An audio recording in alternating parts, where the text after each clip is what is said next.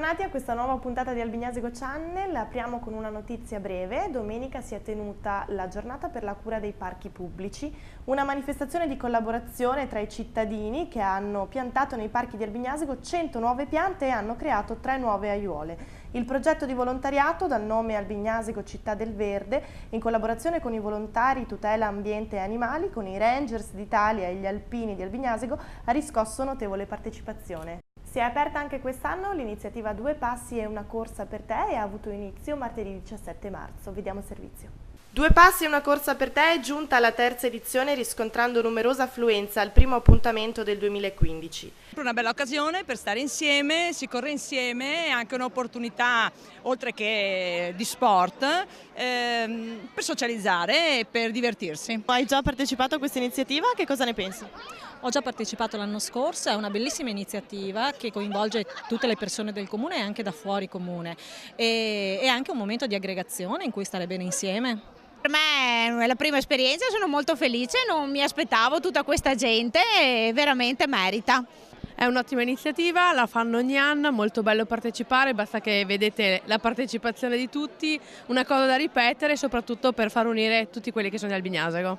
L'iniziativa comprende un'iscrizione di 8 euro che dà diritto a una maglietta realizzata dallo sponsor Ipercity e all'assicurazione fino ad ottobre.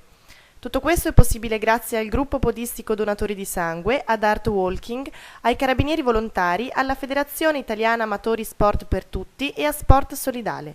L'obiettivo era quello di unire le persone attraverso la camminata con l'intento di creare aggregazione, attraverso il movimento che molti desiderano fare, dando anche la sicurezza di un notevole gruppo di persone.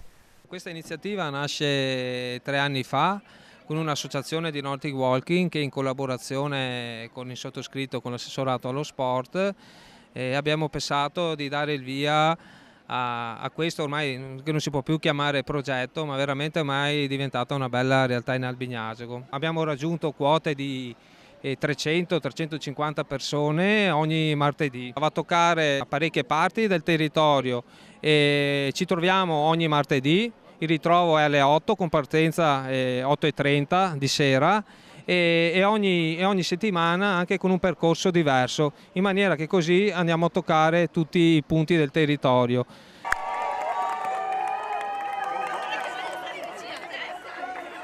Tutto esaurito per l'incontro di venerdì 20 marzo per la disostruzione delle vie aeree del lattante e del bambino.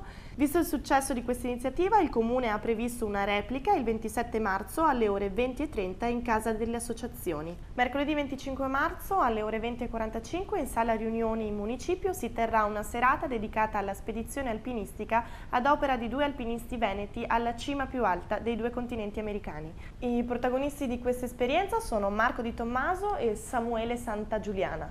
Vi ringraziamo per l'attenzione e continuate a seguirci.